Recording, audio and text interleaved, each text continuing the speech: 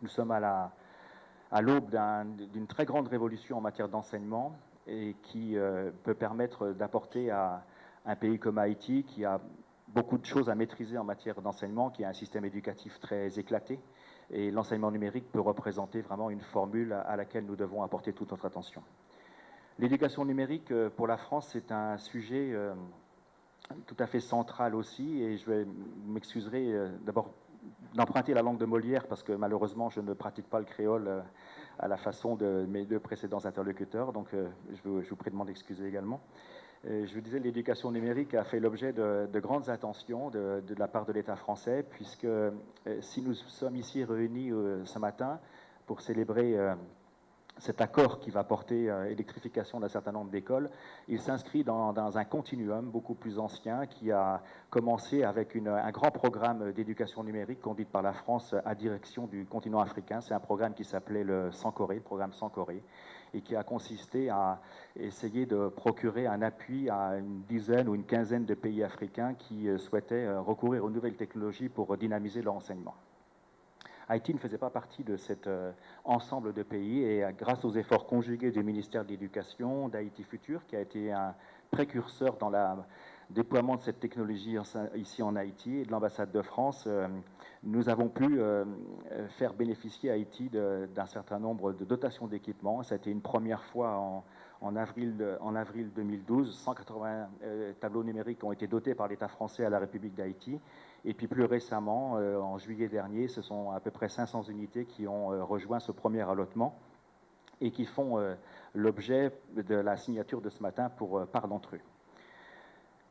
Un comité de pilotage a été instauré entre le ministère, l'ambassade de France, tous les partenaires associés, les ministères, les associations, parce que déployer des équipements numériques, c'est une affaire sérieuse, c'est une affaire complexe, c'est une affaire tout à fait stratégique. Et donc un comité de pilotage a été constitué et s'est penché sur le chevet des modalités de déploiement, puisque tout le monde étant pénétré par l'idée qu'il fallait effectivement parvenir à améliorer la qualité de l'enseignement et que pour cela, il y a un certain nombre de prérequis, parmi lesquels on trouve bien évidemment la première des conditions, c'est pour une école, c'est de disposer d'électricité, sans quoi les magnifiques installations dont vous voyez un spécimen ici ne sont pas susceptibles d'être mises en œuvre. Le projet, ça, comme on dit, au Génésis, c'est à cause de Haïti Futur.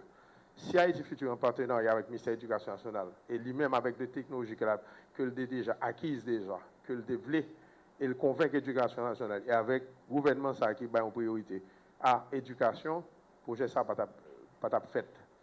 Donc, naturellement, c'est avec ténacité, son know-how, que le gain connaissance là, qui fait que le convainc le gouvernement français pour accorder un don de à peu près l'équivalent de 1,5 million de dollars de matériel, d'équipement. Naturellement, Koufine fait 1,5 million de dollars d'équipement. Sans électricité, ce n'est pas possible. C'est dès lors qu'est intervenu la Banque mondiale à travers le projet PRELEN, qui est le programme de reconstruction de l'électrification électrique et d'expansion de l'accès à l'énergie, qui pour un montant de 4 millions de dollars, qui pour permettre de concrétiser le projet ça, qui pourrait être censé.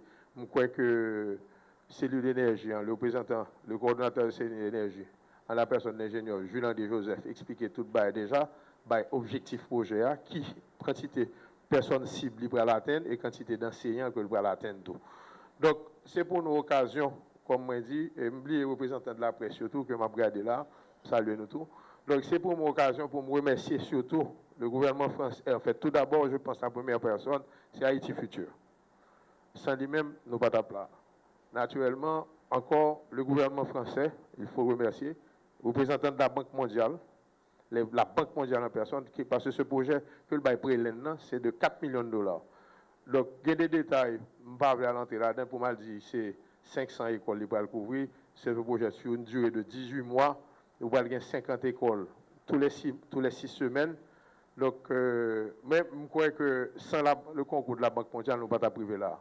D'accord, je vais être très long et vous remercier. Amener l'électricité, l'énergie dans nos écoles, ça permet de faire cette transition vers les nouvelles technologies de l'éducation et de la formation. Non seulement de ce tableau numérique, mais aussi des tablettes qui iront en classe bientôt avec les manuels scolaires, qui permettront aux inspecteurs de faire un meilleur suivi pour encadrer les enseignants, les directeurs d'école et pour mieux faire le suivi des apprentissages.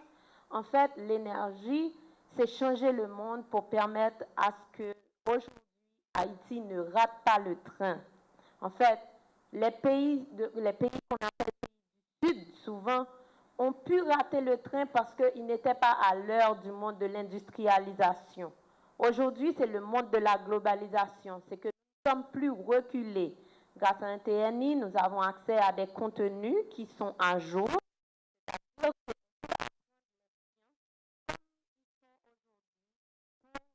peut-être avoir nos premiers astronautes haïtiens.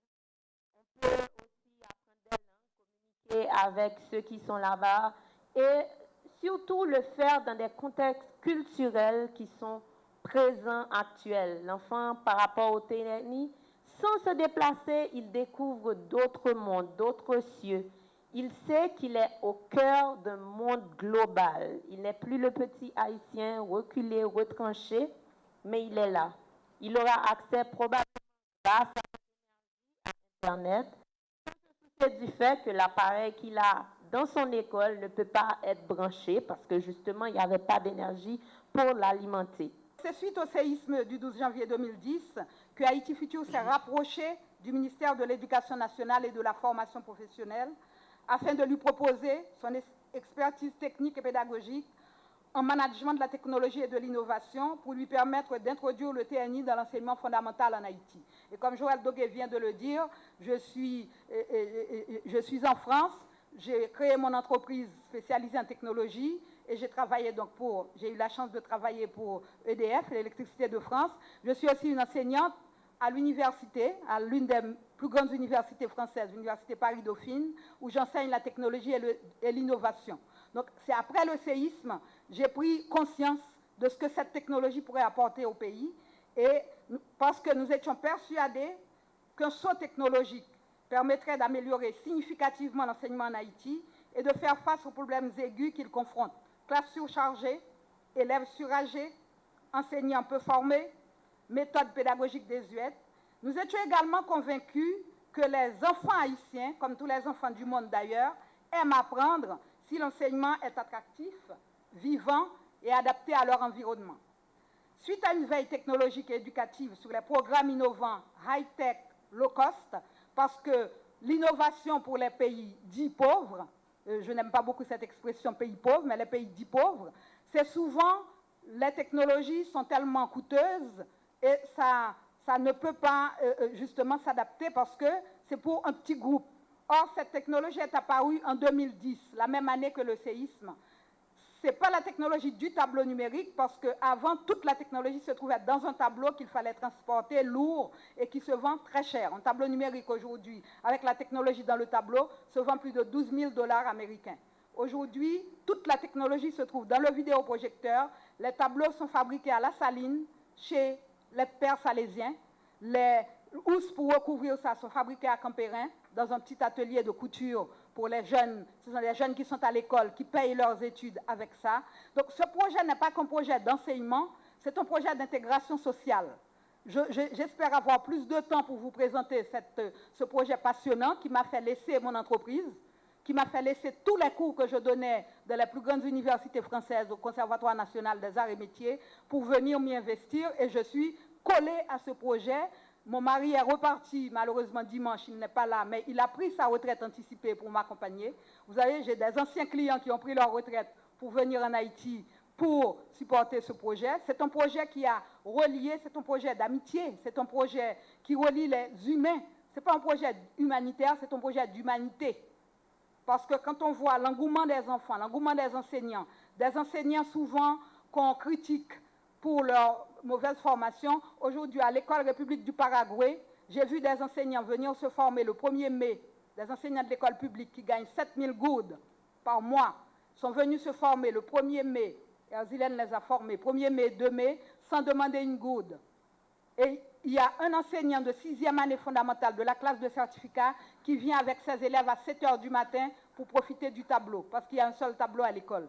Donc ça veut dire que nos enseignants ont un engouement quand on leur présente des choses, des outils innovants, des outils pédagogiques capables, c'est à tort qu'on les critique souvent pour dire qu'ils ne sont pas guidés par ce métier. Mais il y en a beaucoup. Moi, j'en ai vu, j'ai été leur rendre visite, une quinzaine d'enseignants de l'école du Paraguay qui viennent se former aux vacances de Pâques, aux vacances le samedi, la technologie est utilisée parce qu'il y a l'électricité, solaire.